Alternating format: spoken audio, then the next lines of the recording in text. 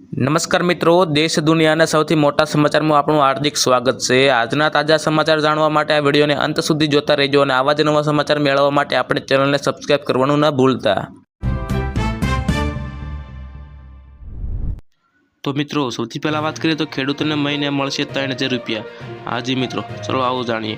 ભારત સરકારે દેશના ખેડૂતો આર્થિક રીતે સશક્ત બનાવવા માટે અનેક મહત્વલક્ષી યોજના ચલાવી રહી છે।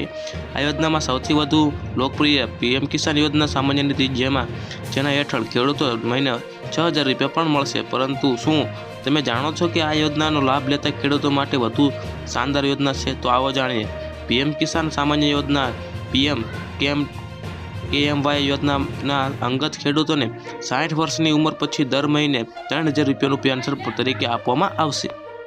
તો હવે બીજી તરફ વાત કરીએ તો રેશન કાર્ડના જલસો અને 2000 રૂપિયાની ભેટ। આવો જાણીએ। રેશન કાર્ડ ધારકો માટે સરકાર આગામી તહેવારોને લઈને મહત્વનો નિર્ણય લઈ શકે છે, જેના નાણાકીય મદદ પણ ઉપલબ્ધ થશે। ખાદ્ય પદાર્થો સાથે દર મહિને 1000 રૂપિયાની સીધી નાણાકીય સહાય પાત્ર પરિવારોના બેંક ખાતામાં જમા થશે। ખાસ કે તહેવારોમાં રકમ 2000 રૂપિયા સુધી પણ વધારી શકાય છે। સરકારનો દાવો છે કે આ ફેરફાર વિતરણ વ્યવસ્થાને પારદર્શક બનાવવા અને ફક્ત જરૂરિયાતો અને લોકોને જ સંપૂર્ણ લાભ મળશે।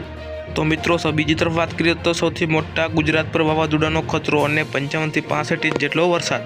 માર્ચ, એપ્રિલ અને મેમાં વાવાઝોડા સાથે વરસાદની સંભાવના। તો આવો જાણીએ। દરિયાકાંઠાના વિસ્તારોમાં વાવાઝોડું આવી શકે છે।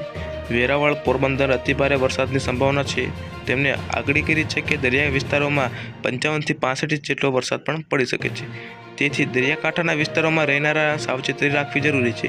સૌરાષ્ટ્રમાં માવઠાનો ખતરો। તેમણે આ ઉપરાંત જણાવ્યું હતું કે ચાલુ વર્ષે વેપારીનો ટ્રેન્ડ છે અને તેના માટે મંદી રહેશે, જ્યારે ખેડૂતો માટે આ વર્ષે સારા વર્ષની સંભાવના હતી। અખાત્રીજના પવનને સાવચેતી હતી અને ધોધમાર ગરમી જોવા મળી શકે છે। સૌરાષ્ટ્રના માવઠાનો ખતરો છે। ભાદરવા આથિયાથી નુકસાન થશે। આ ઉપરાંત ઓગસ્ટમાં ગ્રહણ વેપારી ભારે મંદી જોવા મળી રહી છે। આ ઉપરાંત હવે સર્વોદય પર યુદ્ધના ભણકારા પણ વાગે છે। ખેડૂતોને માટે આ વર્ષે મિશ્રિત અને ફળદાયક રહેશે। બીજી તરફ વાત કરીએ તો વિશ્વ લેવલની મંદીના ભણકારા। હાજી મિત્રો, માલની હેરાફેરી અટકી મહામંદી, માલની હેરાફેરી ધીમી પણ પડી શકે છે। દુબઈમાં કામ કરતા હીરા વેપારીની શનિવારે ખાડીના ટ્રેડ પણ દબાઈ। દુબઈ પર મિસાઇલનો ડુબાલ અને બાદ ચિંતા વ્યક્ત કરી હતી। ઈરાન પર ઇઝરાયલ અને અમેરિકા પર મોટો ડુબાલ અને બાદ ડુબાલ થયો હતો, જેના કારણે વ્યવસ્થા અને વેપાર પણ વિપક્ષા પડવાની આશા વધી ગઈ હતી। સુરતના વેપારીઓએ જણાવ્યું હતું કે તાત્કાલિક પરિણામે ફ્લાઇટ કામગીરી સ્થગિત કરવામાં આવી હતી। આ પગલાંથી હીરા ક્ષેત્ર સાથે સંકળાયેલા લોકો અને માલિકની અવરજવર ધીમી અથવા વ્યવસ્થિત રૂપે બંધ થઈ શકે છે।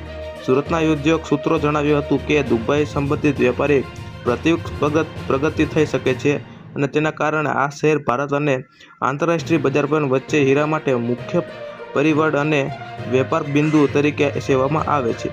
હાઈવે ટેરિફ અને સંગ્રહને અથવાથી વેપારીઓને મીટિંગ સિમ્પેટ અને ચૂકવવાની વિલંબિત અપેક્ષા અને રાખે છે, જેની ઝડપે લોજિક્સ અને આધાર રાખે છે। તો બીજી વાત કરીએ તો ઘરઘંટી ખરીદવામાં 20000 રૂપિયાની ભેટ। હાજી મિત્રો, ગુજરાત સરકાર દ્વારા માનવ કલ્યાણ યોજના અંગત વિવિધ અને રોજગારીલક્ષી યોજનાઓ અમલ મૂકવામાં આવી છે।